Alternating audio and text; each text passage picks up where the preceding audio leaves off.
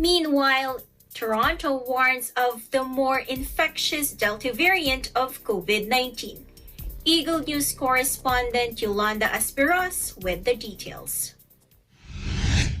Toronto's Chief Medical Officer of Health, Dr. Eileen De Villa, emphasized Wednesday the urgency of being aware of the Delta variant. Let's listen in to Dr. De Villa. The Delta variant is now understood to be more transmissible than the Alpha or the B.1.1.7 variant, which was itself at least 50% more transmissible than the original COVID-19 virus. Indoors, Delta is measured as 64% more transmissible than the Alpha variant. Outdoors, Delta is estimated to be 40% more transmissible.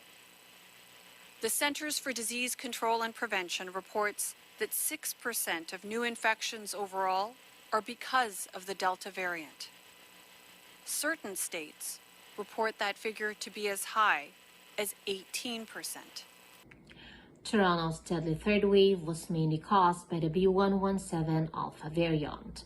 The new B.1.6.1.7.2 Delta variant is regarded as more infectious than all other COVID strains thus far. Research have shown that protection against Delta variants is 50% better 2 weeks after the second dose than having the first dose alone. In this regard, the City of Toronto will begin focusing on 18 Delta hotspot postal codes to increase the vaccine uptake on both first and second doses.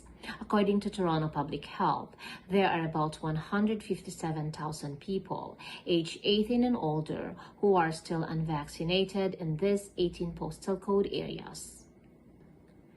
When asked about the status of the Delta variant cases here in Toronto, here's what Dr. De Villa has to say. At a very high level, we are certainly seeing Delta variant here in the city. At last count, I think it was roughly about a third of the samples did come back as Delta variant, and we are continuing to watch that very carefully. On the plus side, as I mentioned in my remarks, the science is showing us that vaccines are effective protection against Delta variant, and we're talking about 2 doses of vaccine. The City of Toronto continues its VaxTO campaign to engage and encourage its citizens to inform and avail of the vaccine. In terms of people actually getting themselves vaccinated, there's been a growing concern over long lineups, hours of waiting in line, and people camping overnight. Here's what Dr. De Villa has to say. We don't want to see unnecessarily long lines or people feeling that they have to camp. That's not the intention. We have always worked with our partners to try to improve the vaccination experience while at the same time increasing vaccination coverage as quickly and as efficiently as possible. As of Wednesday, June 16, Toronto reports its lowest number of COVID-19 new cases since September last year. 84 cases, 7 deaths, 9 hospitalizations, and about 2.7 million COVID-19 vaccine doses administered in the city, showing a 10% increase of vaccine intake since last week.